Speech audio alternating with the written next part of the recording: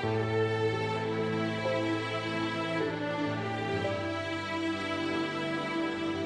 quite generous.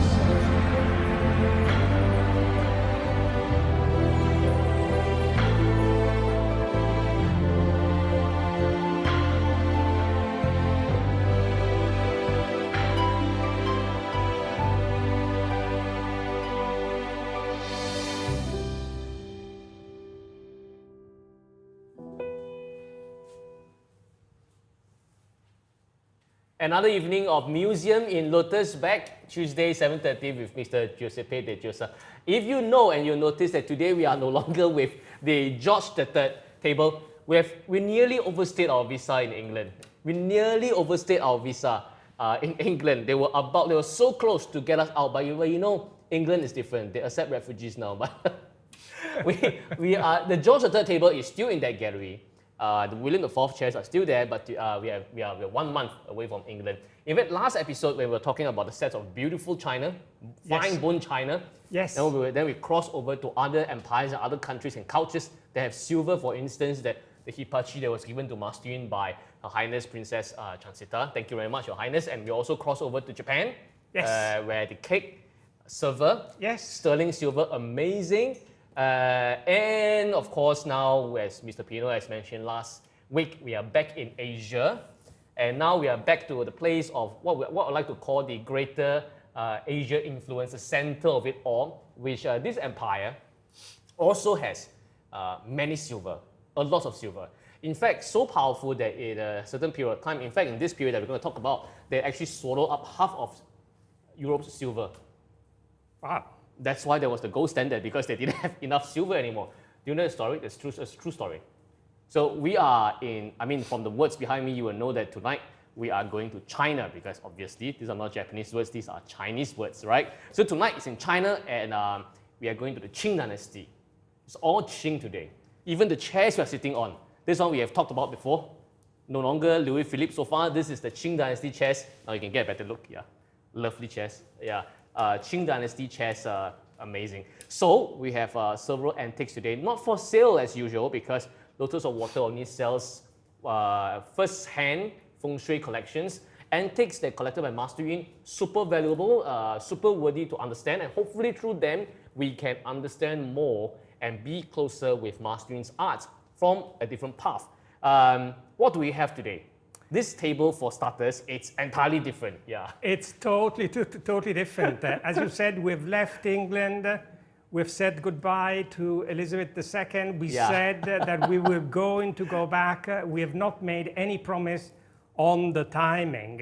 And as Mr. Khan has indicated, we're now in Asia. We have seen Japan. We have admired a number of beautiful items. And we have even presented Princess Narottam Chansita a beautiful gift to Master Yun with a lot of significance, a lot of meaning, hidden designs which have very good meaning. Absolutely. And tonight here we're examining what the Chinese call a wine table. This table was called a wine table. You've got my interest. Tables, of course, I like, but the first adjective, wine, I like even better. That's why we have Laurent Perrier Champagne with us. Cheers. Cheers. We have seen several tables of sorts from China, am I right? We have. But this is a very special one for many reasons. And I'm very glad tonight to be here, seated in this comfortable, beautiful Chinese Qing period chairs, extremely comfortable. And we have, in the past mentioned, come, sit down, appreciate the feel, and look around, and you will really not only admire what's around you, but will also feel the comfort of these chairs. A bit of a recap, I was saying there are many tables, and they're actually still in the gallery. One of them is also Qing period. It's the one that has beautiful designs on it. A bit of gold that reflects a Ming Dynasty lifestyle, quite big, and Master Yun used it for the reblessing ceremony where he pressed the Heart Sutra seals on it, quite big. The other one that we have placed neatly in front of the Louis Philippe 19th century mahogany, made in Italy, French style so far. A more classy one, but that's from Ming Dynasty, Ming right? Dynasty. Or maybe like late Ming, early Qing, totally black one. Okay, that's beautiful as well. But those were much lower.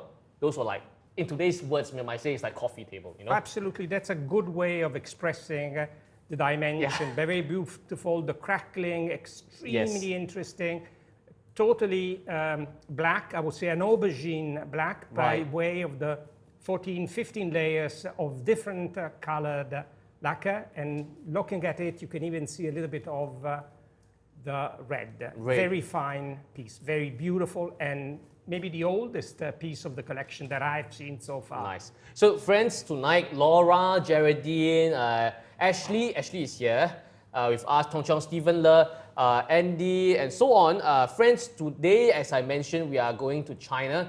Familiar, you would be familiar with the words. You might even start to read the words that's behind me and Mr. Pino already. That Mr. Pino mentioned that we're going to start with something called the wine table. Okay, it's a different kind of table. You have never seen it before, 100% for sure. It is not these two little things in front of me. We will come to that, but it should be about this table in front of us, right? It's this table in front of us. As a Chinese, I must say, I didn't know that there was a table for wine. There was a specific table for wine. I didn't know about it. I mean, like the Italians, without wine, you will not laugh. And the Chinese knew better than me how to appreciate life. Okay. And I mean, look at the setting. It's absolutely perfect. We are here behind, two chairs, Chinese of the same period. And here we are enjoying a glass, not of wine in this case, but fantastic champagne and the best you can possibly find. So enjoy with us and sip with us this wonderful champagne. Right, okay. Wine table. This is quite the table height that we have, but it's specifically for wine. Specifically for wine. It's called wine table. It could have also been used for other reasons, but I like to call it again as a wine table because of the occasions. In other words, to celebrate with the wine. It was possibly rice wine, in my opinion, rather than the wine which is made with the grape. But let's go a little bit into the details of this table. Okay. What is the first thing that I absolutely admire is first and foremost the timber. And this timber is chicken wing. Oh. This is chicken wing. It's 鸡翅木, which if Correct. I remember correctly, there was a Ming Dynasty or late Ming Dynasty cabinet. Yes. That's most likely that is for clothes or something. We can detach it. That's 鸡翅木 as well. Yes. This is a very expensive wood. It doesn't have feng shui purpose nonetheless, but it's a very expensive wood. Okay, 鸡翅木. Great. Yes. And the beauty about this wood is not only that every single part of it is made by chicken wing, but what it's amazing, it's about the color combination of this wood and the grain. Yes. Which tells me a long story. And the long story is that nothing could have been made of this quality unless you have an exceptional craftsmanship, which is all here, and a wonderful eye by the cabinet maker who was in possession of all the information, not only regarding the wood, but also about the technique of combining the various parts of the wood. And this, as we have said in the past, is a specific technique invented by the Chinese. And this technique, we called it with a very simple expression, and that was the Lego, basically joinery. Right. And what does that mean in few words? It means that the various parts of the table are joined together without any glue, without any screw, nothing. And why they did that? They were so aware of the characteristics of the wood, and they understood that under changes of climate, also the wood moves. Right. And therefore, if it got stuck, it would, at the end, have created cracks, and it would have broken. So they created that system that allowed flexibility. So this is a genius kind of discovery by the Chinese. And it's a wonderful technique that was used. Now let's go back to the description. This is a rectangular table. And when we look at the top, we look at planks, very thick, solid wood planks, which are metered. In other words, they are joined together like this. And the color of the planks are different from what we see as a field. Here in the field, we see a sort of a blonde, beautiful kind of colors. And here, all around, is darker, thick, rounded twice. And after this bit, I'm just touching it, and I'm sure you can almost feel that my hands are caressing beautifully this rounded part. And as we go down, we start to see the legs. The legs, again, are rounded, they're beautifully rounded. And in between the two legs, we see two drawers. And we see the two drawers. Yes. Of exactly the same dimension. Now, this, we see the pull, and this is wonderful brass, beautifully executed metal work. But we will also see something very interesting, and again, very genius in the making. We see in the center a piece of wood with two circles. This has to be properly closed, not doing it, okay?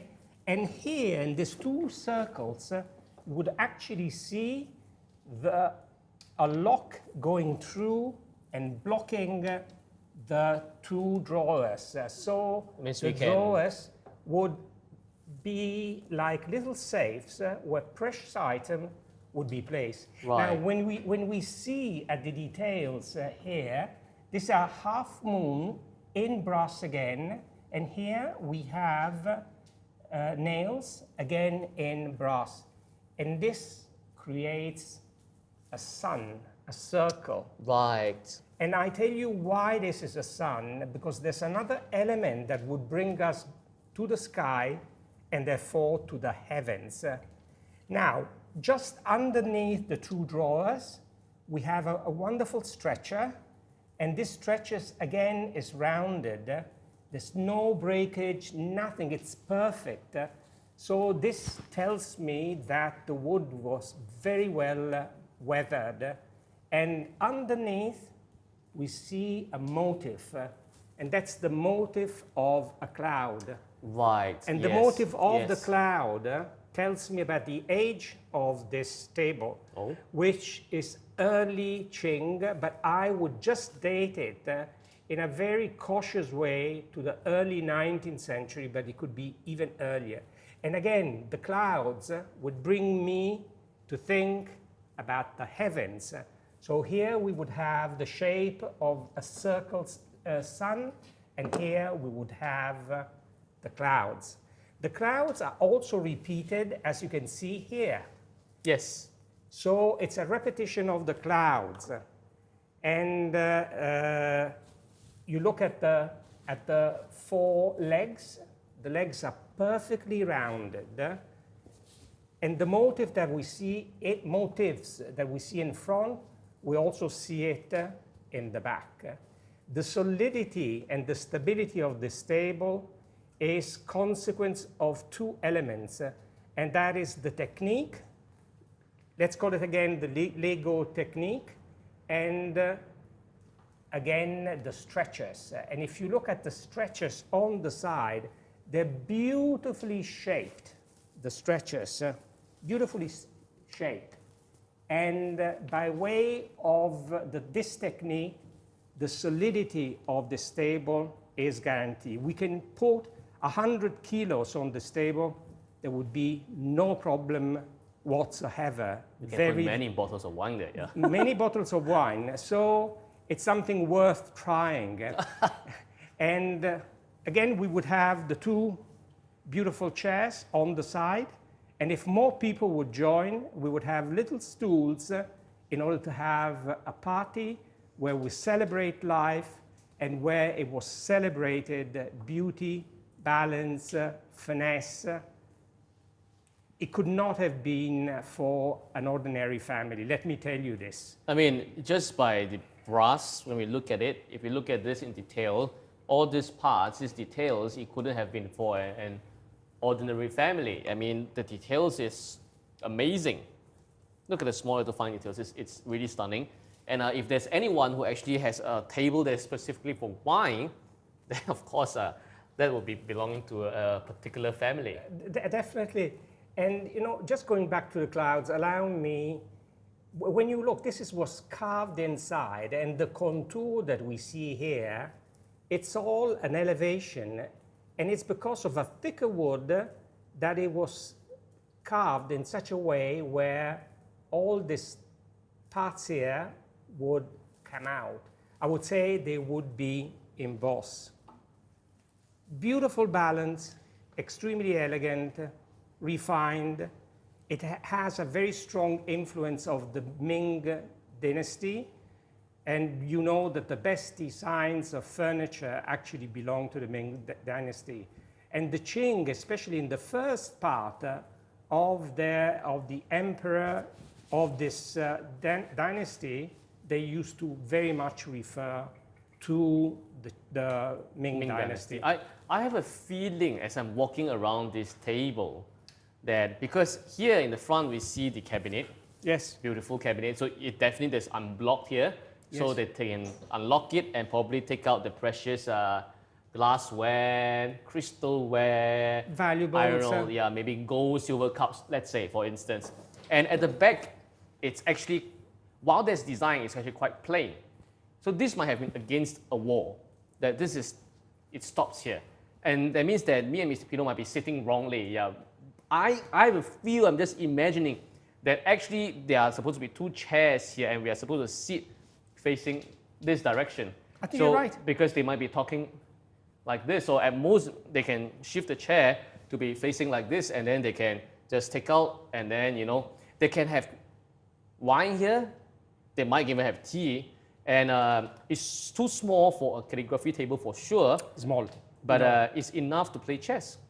Absolutely, absolutely. But yeah, one thing that I would like to encourage, if you have the time, do come by and sit on this beautiful chairs and look at the back of this table. It's so well refined. And they could have used any kind of timber behind, but they decided even for this part here to use chicken wing. Yes. So exquisite. They did not discount, even though it might not be seen. The family that ordered, the first thing they said when they placed the order, we want the best of the best. And they actually obtained the best of the best. In the details, you understand the quality. And amazing, absolutely amazing in every single aspect of this table. Wonderful. If what I assume is correct, that means that we can start to imagine a setting. And the setting is this. So this table, this beautiful table, it's by a piece of wall. Yes. So the main guests are sitting next to the table, as you have seen in all those period dramas. Then probably it's when you walk into the room, you see this thing. And by right on top of this table, this piece of wall, there might be a portrait, there might be a painting of sorts. There might be a portrait of the owners of the house or the ancestors or some kind of painting, mountain of water, whatever that is. So there's a huge painting here, correct? So you can assume that it's going to be Master Yun's painting. Imagine, okay, you have this thing, you have this beautiful table, and you have Master Yun's painting here. And on top of the painting, maybe there is a sort of like a signboard on top, this piece of wall, to maybe the name of this room or a certain phrase that connects to the emotions of the owner. And that is exactly what we have here today. Absolutely. But one more thing about this table. Actually, you have presented in a marvelous way, where on top we could see Master Yun painting. Yes, right here. And, right here. And the transmission of what is contemporary and beautiful and art with this table that would actually honor the painting by Master Yun. Beautiful combination, absolutely fantastic. An interior decorator would definitely choose for the client the combination of the two. Well, I don't want to snatch away the business of my clients who are interior designers, but I think it's a great thing if you're having your own house, if you're having an upcoming, you know, I have clients who are getting new places, so once in a while there'll always be people getting new places, and I tell them, I said that you get a new place, you know, you get great furnishing, that's fine, but you know, that piece of wall that you have, that piece of featured wall that is right in the center, you're going to stay there for at least 3 to 5 years. You're going to have a great piece of painting, maybe this one behind me, because the size is nice. Can you just imagine this piece is right above this table, framed slightly wider? It would look so generous and magnificent. And then you have other stuff going on, but this will be the center spot of your house. That is so important. So for those of you all who are getting new houses, soon or sometime, you know, you should invest in a piece of Master Yun's art, because that will brighten up the entire room. But I apologize, the wine table will not come along. The wine table will belong in the gallery. And this signboard behind us as well, we are not selling that, but I'm selling you these two paintings. And we know that they just came in from UK, even though we have traveled to China, yeah. Totally worth it, extremely beautiful. And it has been created tonight, a very special setting, right. Wonderful ambiance, and again, please do come and take a look. And the way we set it tonight, it might have been like that as well, because sometimes if you watch enough 古装剧 period dramas, yeah, there might be a table, then the two chairs, probably, the piece of wall. Yes. And in the center, sometimes it might be empty. There's a signboard all the way up top that's slightly inclining. Yes. So that once you enter, you know, you can see the slightly inclining signboard that's like a bit overlooking at you.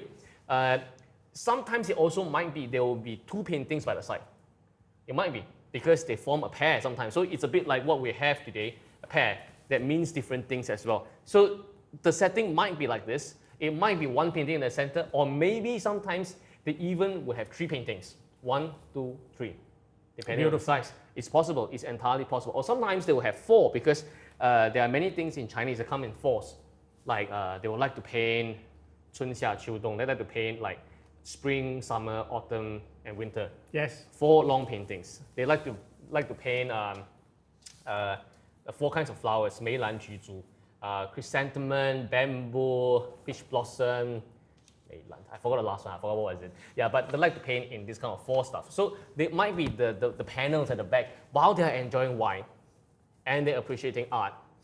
Then they talk about life. Yes. So that is the whole thing. And for people to be able to enjoy such contemplation about art and life, for sure, then they must be quite well-to-do before they can do something like that, right? So that is something. Signboard.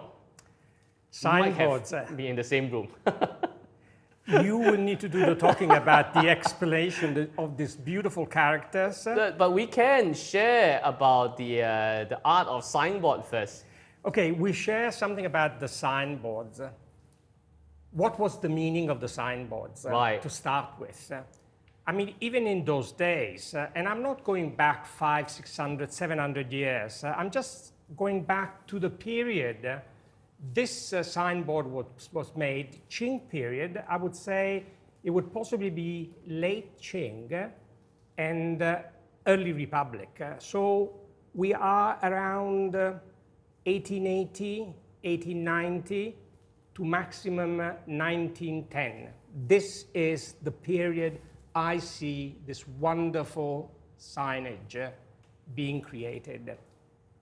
Now, what were the signage used for, interestingly, and what were they made from? First of all, they needed to publicize the kind of business. So if it was a fruit and vegetable business, we would possibly see carved a carrot, a cabbage, and then we would also possibly see the character of the name of the owner. So means that means that Mr. Pino is explaining the purpose of these signboards. That means that one is actually the name of that place or what the purpose. Yes. I'm sure you have watched enough period drama to see that if they walk into any restaurant, it will be some kind of some guan la, what dian, that kind of thing. You know, they will have the name there. Yes. Right? Yeah. Yes. Okay. So it's a name. It can be a brand name. It can be a brand name. So sometimes you see also the combination again about cabbage or a carrot or whatever you want with the name of the owner. That would be one. But also, if you consider places of worship would also have For sure, yes. a signage, as you would possibly see in some of the clans, you would also see a signage. Yes. School would have a signage.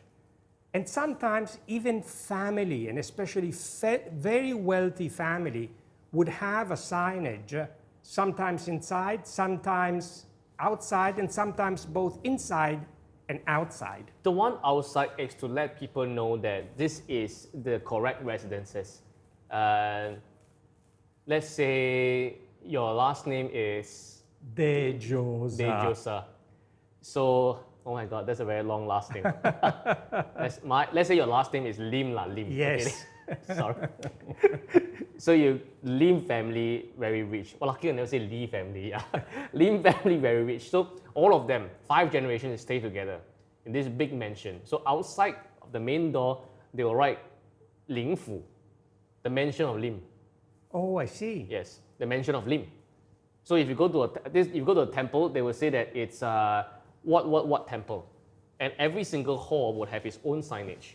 大雄宝殿 is the one that is the main hall, or 罗汉殿 is the one that is for the arhats, or 藏经阁 the one that is to. It's a signboard. It's actually a signboard. The main thing, a signboard. But you also mentioned there are some that are inside. That's not exactly just to signify that or what location you're at. You know, not just that, but they mean something else, right?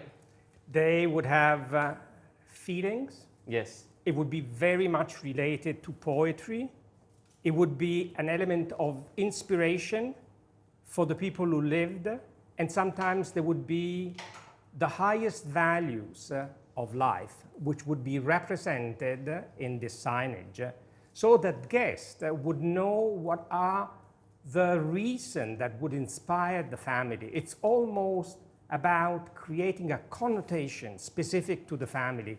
And different family would have different set of values, which would be represented on these wonderful signboards. Yes. Now, the signboards were not made out of plastic. What was available in those days was basically wood. And again, what was important is not only to decide the timber, and the timber of choice at the beginning of the 19th century and throughout that century till the beginning of the 20th century was camphor wood. And then we ask ourselves, why camphor wood? For 2 main reasons. It's because of the properties. It's woodworm repellent, and at the same time, it would wonderfully withstand the different temperatures, and it would actually have a very long life. Now, these signboards are the fruits of 2 important figures. One, it would be the calligrapher, and most of the time the calligrapher would have a very artistic sense, and the executor, the one who would actually carve the boards, that would have a skill between 10 to 15 years. But interestingly enough, in order to prepare the plank of wood, first it would have been selected, second it would have been kept aside for maybe 10 to 15 years. After that it would have been smoothened with particular utensils. After that, it would have been placed into water for 1, 2, maybe 3 days, then taken out, dried, and the process of drying would not have taken a month or 2. It would take even years. Only after that, then the carver would take an instrument, and I pronounce it wrongly, and please forgive me for this. It's the Lai Ban Chi. The pronunciation is wrong, and I know. 鲁班尺 Yes, is a 鲁班尺, yeah. sorry for this, but why they use this instrument, and I was absolutely surprised to get to know that its instrument, it's about determine the proportions and the measurements. And the measurements had to be propitious measurements. So they would cut it at one point of the length so that even the measurements, the numerology had to be precise, exact, and correct. This guy, a bit of background knowledge. 鲁班尺 means ruler. Yes. So this guy is called 鲁班. This 鲁班 guy, this guy called 鲁班 is the godfather of all architecture or mechanism, all this stuff. Very, very, very early in the dynasties, if I remember correctly, late Zhou dynasty. It's nuts. It's even before Han dynasty. Yeah. So he's the guy. He belongs to a particular school of thoughts that believe that through precise measurement, through physics, through creating fulcrums and all this thing, you could get closer to the great truth, and you can stop wars and create more, productivity, more agriculture and stuff like that. So henceforth, all the buildings and everyone, they belong to this school. So I can understand why they, in order to carve a piece of wood, it's not any random. There is a particular set of rules they follow, and they use this tool called the ruler of Lupan. And when I just look at this beautiful signboard attentively, I realize that this is just one piece. Yes. It's not planks of wood that have been joined. Yes. So what is the end? When you look and come and take, this is rather thick. And again, there was a proportion. It should not be too thick. It should not be too thin. Of course, there were signboards also made in other woods, and that would possibly be elm or walnut. But the best would actually be, as I mentioned earlier, camphor wood, and this is camphor wood. And actually, when I smelled it, I could actually feel the fragrance of the camphor. Beautifully weathered over 120, 130 years. Wonderful signs, the way that they've been carved. The carving can be of two types, like in this case, where it's actually engraved in. It's engraved in. They dug out the words, they dug out the strokes. Absolutely. Okay? So that if you, this goes inside. And in this case, you would see it's 24 karat gold. So you have this wonderful leaves, which are placed inside, and then you would have this letters coming out, and it's done on purpose. Of course, this is a very costly, I feel, signage, but because I can understand, although I cannot read the quality of the calligrapher, and again, an artist, more than a calligrapher, I may say, and then the workmanship of an artisan who was in the business for not less than 5 to 10 years. Probably after more champagne, you can read the Chinese words. Yeah. I can try, but I don't think I will succeed unless I get some lessons from you before that. Well, so beautiful signage, well-meaning. So if I can sort of categorize the signage, they're the ones that I've illustrated earlier, would identify as an advertisement, a place, and the name of the owner. Then we would have the ones that we would see in the schools, all beautiful meanings, and then we will have the poetic ones. And these, in my opinion, are the rarest that you can possibly find. Again, it gives light to the imagination. It's just like you are in a dark room and all of a sudden you see light, and when you see the light, you see this amazing dance of letters. Right. So, okay, so that's the meaning of signboards. Not every single 牌匾, not every single signboard it's to tell you where is this place or the name of this place. Some, as Mr. Pino has explained, are there to express the emotions or the philosophy or the ambitions of the owner of the household, of the family values, and so on. And this might very well belong to the second category. And in Chinese signboards, or in traditional Chinese, you will read from that side first to here.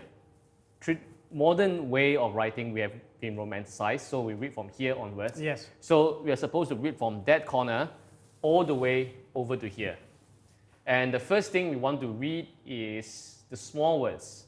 The small ones are significant. This one is extremely significant because it would tell when was this calligraphy written. So we have two things that's going on. One we must recognize is that the calligraphy, because second is that when it was carved. Yes. So when it was carved is a question mark. So they could have written the calligraphy for very long. Someone kept the scroll, and then after that they got someone else to go and use this calligraphy and please go and carve it into something that's permanent. Yes. Right? But the calligraphy was written in a very long age ago, which might give us a bit of a hint to when it was also carved. It's quite strange. Now, on the this is very exciting for Chinese. This is actually very, very exciting. Let's look at the small words over there first. It reads. There are 5 Chinese characters there, and if you can do a close up, you can see that the first 2 words actually reads Yongzhen. The first 2 words it reads Yongzhen. What does it mean? Yongzhen. It's the 3rd emperor in the Qing dynasty. Right. 3rd emperor. He's the one that's after Kangxi, one of the greatest emperor ever in China. And this Yongzhen ruler ruled from 1722 all the way to 1735. Wow. Which means that regardless of what the next 3 characters were, this calligraphy was written about 300 plus years ago. Huh? Amazing. 300? Or nearly 200 plus, yeah. Yeah, close to 300, yeah. Close to 300 years ago. That means that it's even older than America. Yeah, it's definitely older than America. And this Yongzhen emperor is very, very famous because he belongs to the set of 3 emperors from Kangxi, Yongzhen, and his son Qianlong, who they were described as the best times of the Qing Empire, the strongest, in fact. So they will put the emperor's name there to acknowledge his rule. Mm-hmm. And the next 3 characters will tell us exactly what year, which is very fun, exactly what year was this calligraphy written. Oh, here would be the date. The dates of the year right. of the Chinese till today, we still use this to codify the year. Right. It reads Jia Ying Nian. That means that it is in the Yangwood Tiger year. Right. Tiger year, which means it's the same as this year. And we have checked this Jia Ying Nian actually refers to a specific year. It's 1734. 1734. This calligraphy was written in 1734. That means it's close to 300 years. It's about 280 plus years, 290 years. It's so old. This calligraphy was written in that age. Fantastic. It was written in the prime of the Qing dynasty. Enough said, yeah. No, it's not enough. Now I'm so curious to know. Yeah, those few words will make this signboard extremely, extremely valuable, because that is something. Yeah. Now, before I even get to the 4 main words, so because I was a scholar in Peking University, so all these things they are very interesting for me, very much. Yeah. We know that it's from that emperor's reign. It's about 288 years. It was written in 1734. And so we look at this guy now. So this would be the calligrapher's name. Right. Not the carvers. The calligrapher. Because there was social bias back then that those who are carving is like rule work scholars. So, you are craftsman, that's fine. But the calligrapher is the one that has the artisan, he's the literati, he's the elite, all this stuff. So this is the guy who actually wrote these big words. In fact, he is the guy who also wrote those small words as well. Right. So this piece of calligraphy actually belonged to him. He wrote this. And now we look at the close-up. It belongs, this guy is called Ling Xu. Ling Xu. His surname is Ling. Yes. It's a very common surname. His name is Ling Xu. So the question now is, who is this guy? Well, I know that it's Chinese. I don't know if this... It's Chinese, and I went to read because I love this thing. So before the show, I went to read, and I was amazed. This guy is a Shanghainese. Oh, okay. Yeah, he was born in the city that is now considered Shanghai. So he's Shanghainese, yeah. No lockdown back then, yeah. So he went around to write calligraphy. Anyway, nearly anyone who is literati or elite back then would have been a government official. So this guy actually works for the government. Oh. He is a government official. That means that Yongzheng, the emperor, is his boss. He worked for him. Right. Right. So what does this guy do other than he's a great calligrapher and he paints a lot? So he paints a lot and he writes calligraphy as well. But writing calligraphy back then has always been considered a higher form of art. Yeah. So, but that's something else. Now this guy Ling Lingxu, he was born in 1678 and he died in 1743. Right. So definitely he matched the times of Emperor Yongzheng.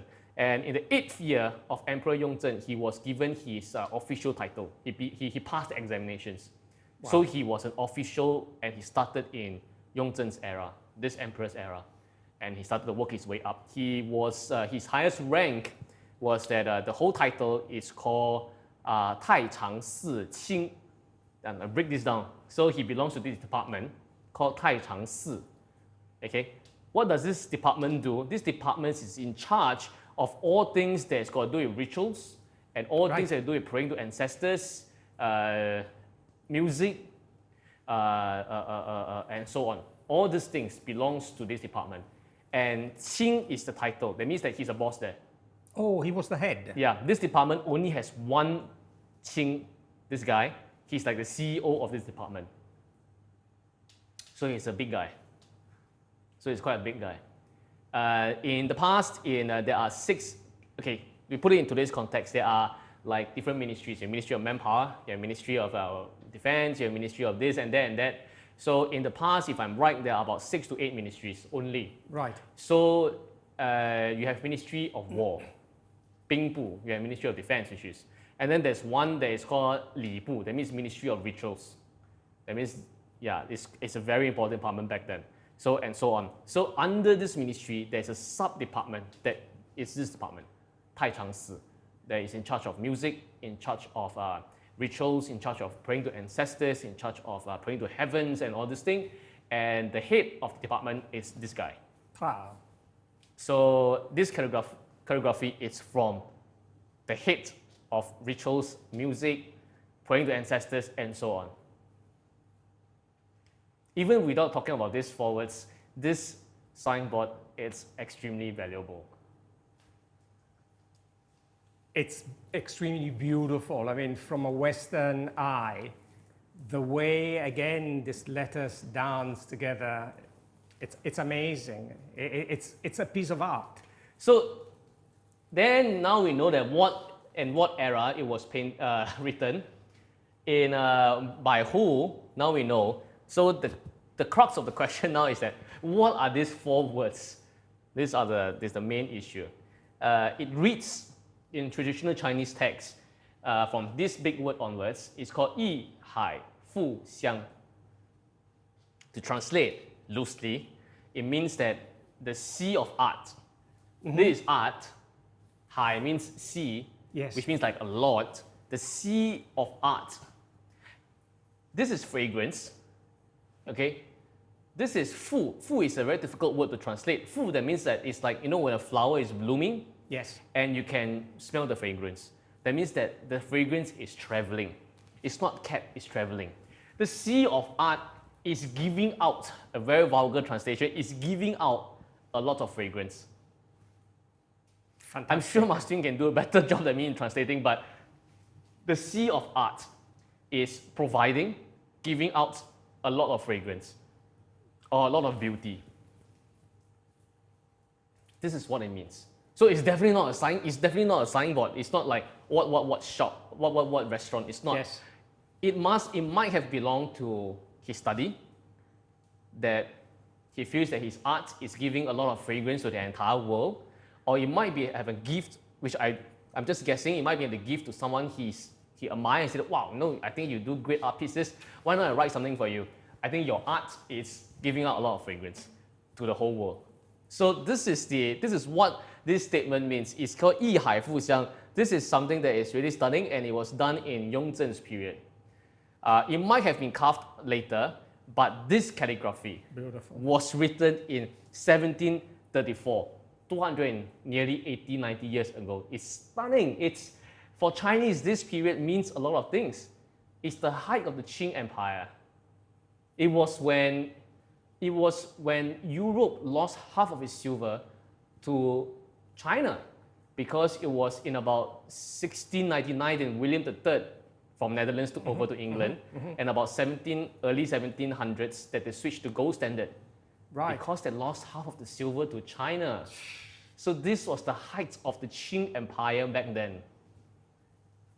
Beautiful meaning. And that's how they will say that, oh, they can have wine table, they can talk about art, they can talk about, wow, your sea of art is giving fragrance to the whole world. This is what's going on with China back then. This is something. And this phrase, actually, there was a different rendition, a more common rendition of this phrase. It will be called 一海含香. They changed this word. The original phrase, 含 means to keep. Yes. That means that the sea of art can keep the fragrance. It's different from the sea of art is giving out and providing fragrance. That means that the immensity of the art is so great that not only he himself, you're enjoying it, you are actually providing a lot of value and beauty to the whole world. I mean, it's a coincidence that we actually chose this signboard, but you come to think of it, what Master Yun is doing with his fengshui arts, it's also like a sea of art that is giving fragrance to the whole world. Just by the one sticks to us, they just came back from England. It's a testament that his way of art has traveled throughout the entire world. He can be satisfied as a painter by himself, and that's it. But he finds that, not enough. We want to give value and beauty and art to the whole world. And yeah, so there we have it. And it's been traveling. It's been traveling. It's been traveling. And just like as if the silver from the British Empire had gone all the way into the Qing Empire, the paintings that were exhibited in UK, they are now back with us. So this is something, it's such a great coincidence. Beautiful work. So it makes all sense when you see this signage. It's called 一海复香, and then probably just next to it, you see Master Yun's painting. I think it is never a more apt description to what Master Yun is doing and contributing to the world of feng shui arts. And that is exactly why he has been named, has been recognized as the founding father of feng shui arts, feng shui calligraphy, and feng shui paintings. Because it's not 一海含香, he didn't keep the fragrance just to himself. He shared it with the whole world. And people around the whole world, from England all the way to what's broadcasting now, Penang, and eventually Bali, Netherlands, and Spain, which we have exhibited before, they can feel the fragrance. It's speaking about Master Yun's art. This gentleman, nearly 300 years ago, when he was writing this, it might have meant for a different purpose, but he didn't know that till today his signage would mean something at Lotus on Water Gallery. Beautiful way of representing not only the calligraphy, but the combination with Master Yun's art and this concept of traveling and not being restricted to an era or to a country, but again, traveling. Absolutely. Absolutely. So this signage, if it's still in the gallery, you must come and take a look. I think it says a lot about Master Yun's art. We know that, obviously you can see, they would have hanged this somewhere. But we also have a pair of cute little lions in front of us. Lions, am I right? These are lions. These are lions, she. Yeah. Oh, is it? She. Both? They're both. Okay. Yes. So yes. This pair of lions, they have to do with the signboard, something to do they with the definitely have to do with the signboard. And they were actually placed, as you can see, they face differently to start with. Okay? Right. And they were actually put at the base of the signboard. Like this? Am I right?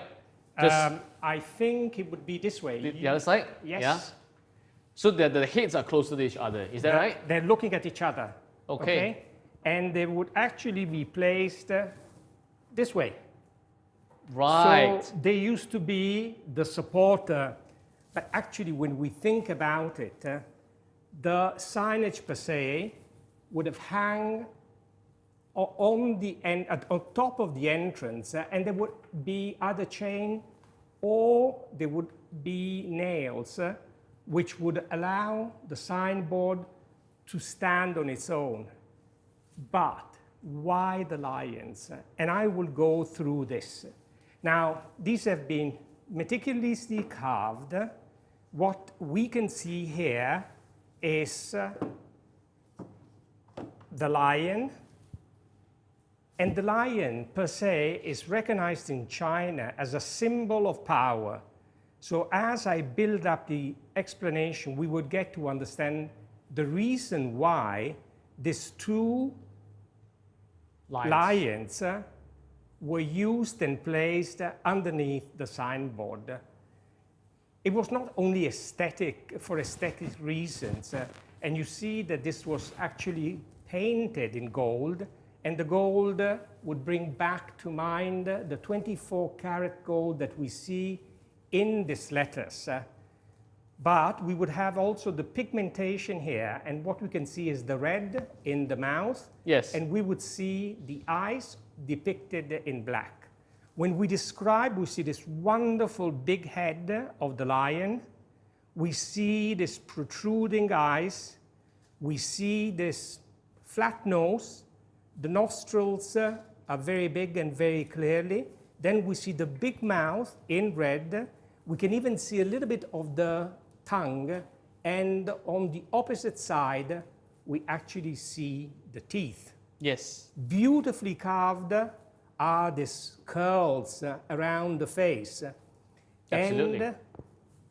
And we would also have this, the mane. Now, look how beautiful. The mane is part and parcel of the head, but it also carries along the body. And when we see this definition of the mane, we see that inside there is a fine line, which means that the carver is very well acquainted with the technique and with this art. Then we see the 3 legs, which end up with the claws. Now, why the lions? The lions in general were protectors, were watching guard for buildings.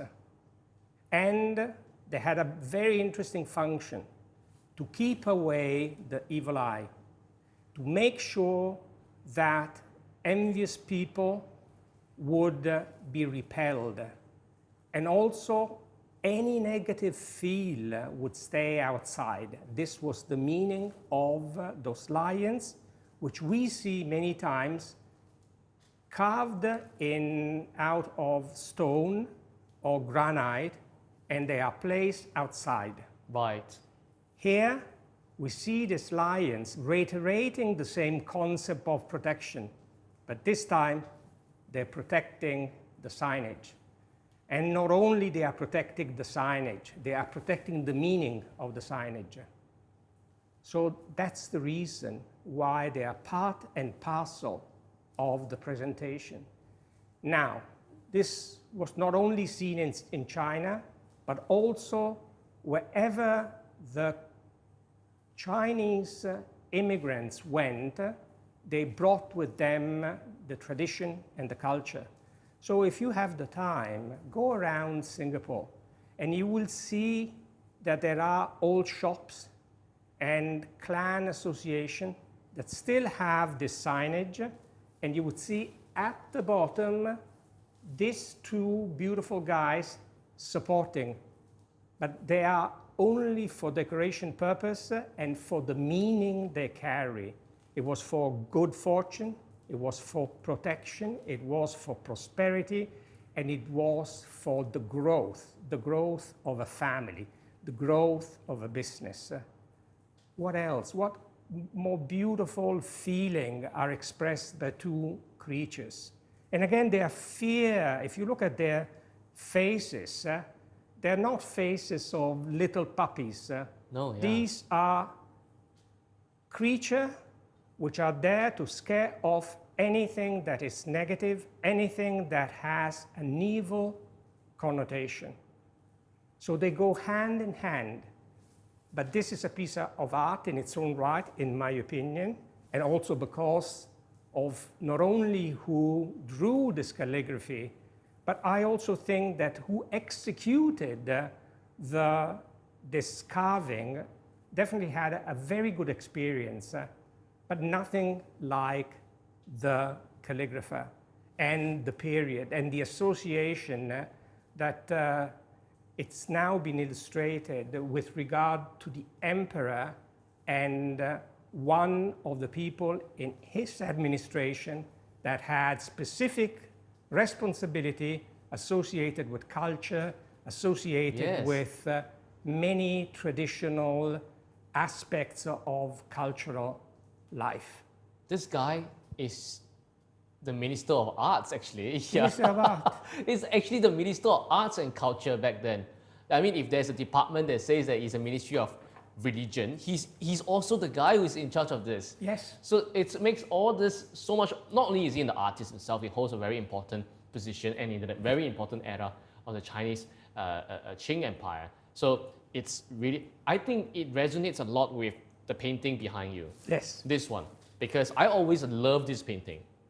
Not only it was back from UK, not only it was exhibited at 67 Pall Mall, which is an exclusive club, but it gives you that you find strength in this. Like, it's already the height of Qing Empire. You can look the gold and silver, the vibrancy. But once again, this peacock is looking forward. It looks young, and it looks upwards. It looks forward to something else that's even grander, because we know that after Yongzhen's empire, after his era, there was when his son took over, Qing Empire still enjoyed about 60 to 80 years of prosperity. It was nuts. His son got sick of being the emperor and abdicated for the son to take over. It was to that level of prosperity. And Yongzhen's son, Qianlong, was the one who told the British ambassador from Great Britain to say that, thank you very much, please tell your ambassador to take a look at my empire. My empire has everything. We do not need to trade with you. Here are 30 taels of gold. I acknowledge you as the king, but please acknowledge me as the emperor. That's it. They were so powerful back then. Wow. That means that after him, after 1734, the Qing Empire still had many, many good years of prosperity that even all the nations in the world cannot can't compare to what the Qing Empire was amounting to. It's just like this piece of art. It's astonishing. Not only has it brought good value to British, to the London and so on, it just says that after this, there's even more prosperity to come.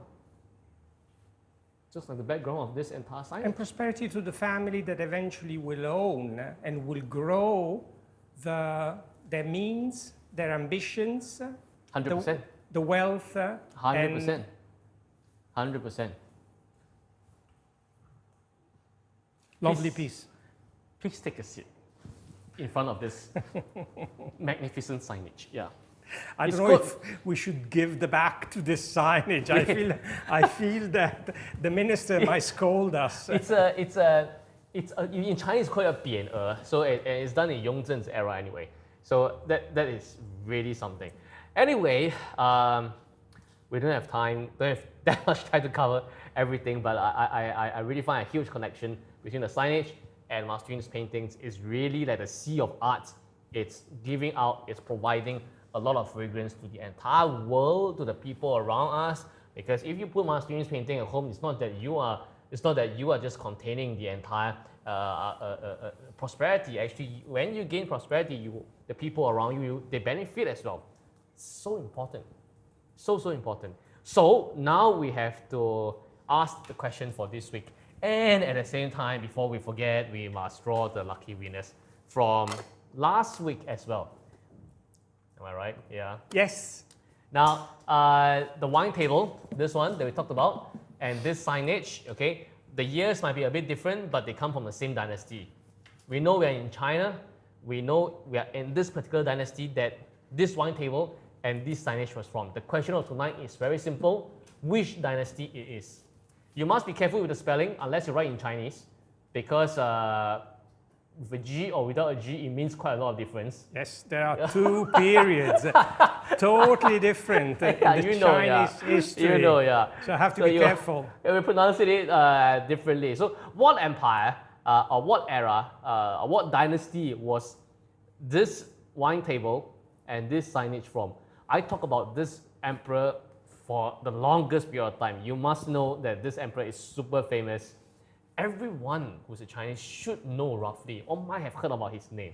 Impossible they ever heard of. So which dynasty is this table and is this signage from? Simple. One of the very long dynasties, one of the very important dynasties of the Chinese feudal times, if I might say. Right? So leave it in the comments, tell us which dynasty it is from. Remember to put the G there. If you don't put the G, it will be another dynasty which is very short-lived but important as well. Yeah. Okay, please choose 3. Yes. And you here. One that we have, let's see. We have Claire Key. I think it's Clarice Key. Congratulations, Claire Key. And we have Angeline Chua. Number 2, she has been asking when is it her turn to be selected. I said, congratulations to both. Claire Key and Angeline Chua. Okay, and now we have the third one. The third one, yeah. Who do we have? Let's see. Tan Kok Ling. I think he's quite lucky. I've been selecting him for a few times. Yeah. Tan Kok Ling, Angeline Chua, and Claire Key. Congratulations. You will win a set of 6 Laurent Perrier wine champagne glasses that is made in Italy. Yes. And remember, do come by the gallery to take a look at Master Yun's wonderful paintings and feel how his art the sea of his art has been providing and giving a lot of fragrance and beauty to the entire world, right? And also, as a side announcement, that this Friday is the Dumpling Festival. Mm-hmm. Are you aware? Yes, I am aware. Yeah, it's 端午节, or we call it 粽子节. And if you come to the gallery, we'll be giving you 2 dumplings from Imperial Treasures. It's extremely good. It's one of our Art Beyond Museum partners. It's 瑶柱果珍粽. It's the dry scallops. So it's we just give it to you. Everyone, it comes 2 per person. Fantastic. I have to be here. Yeah. Cheers, and I'll see you next Tuesday. I think we're going to stay in China. We have to stay in China, yes. I mean, we'll spend 4 weeks in England. Of course, we're going to stay in China for quite a while. Cheers. Cheers. The very best.